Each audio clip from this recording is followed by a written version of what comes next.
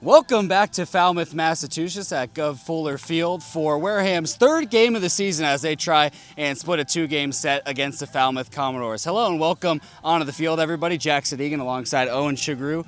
And it's been a tough start for Wareham so far, Owen. They've lost both games this season, but trying to get a split after a lackluster home opener. Right, not the start that Wareham would have wanted for the season so far. A little bit flat in there offensively last night. Not able to put together many good stretches of hitting offensively. They had 10 men left on base. They had their opportunities, just not able to capitalize on those like they would have, and they hope to tonight, certainly. Yeah, 4 straight leadoff runners, like you said, 10 left on base. So some missed opportunities, but there was a bright spot. Larson Kindreich was fantastic on the mound. Absolutely, celebrating his birthday last night and had an excellent performance. 3 no-hit innings. You know, out of Biola College, a Division II school, this is a Division I heavy league. A lot of Power 5 players coming to the Cape, and really showing that he belongs. Had an excellent performance, and you know, it's a good thing for Gateman pitching moving forward this season to see that last night. So what does Wareham need to do tonight to split this series and get their first win of the season? Right, I think it comes back to a lot of the things that they didn't do as well as they would have liked last night in terms of capitalizing on those opportunities. We saw in the 7th inning from Falmouth, a 4-hit inning really put the game out of reach for them. So it just came to a few stretches. Again, Gateman had their chances. It just comes down to capitalizing on those chances, putting together a few stretches offensively, and that's going to put them in a good position tonight.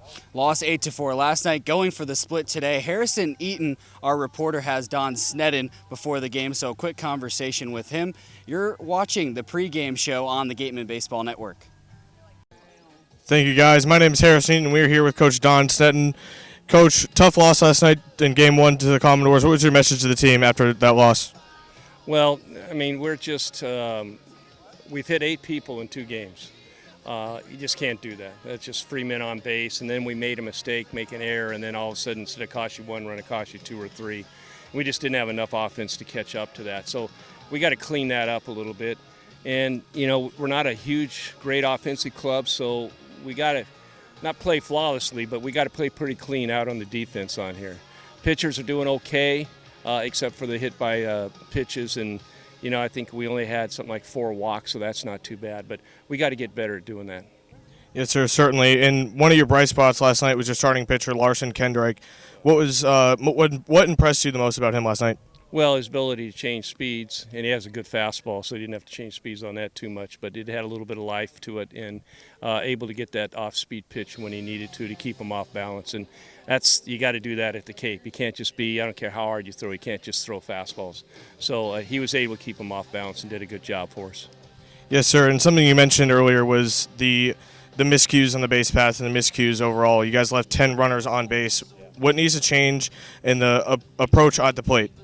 Well, we got to be able to make contact sometimes when we can get a run. And we had bases loaded and we strike out twice, and then we get a clutch hit to pick that up. But we could have scored some runs without getting base hits. And that's the message, is that this level you got to manufacture some runs and simply just putting the ball in contact, and you get an RBI. So hopefully we can make those adjustments as we go along. Thank you, Coach, and back to you guys. Thank you. Thank you for that, Harrison. Be sure to tune in live on our YouTube page for the broadcast. First pitch at 6 p.m. Pregame coverage starting at 5:40.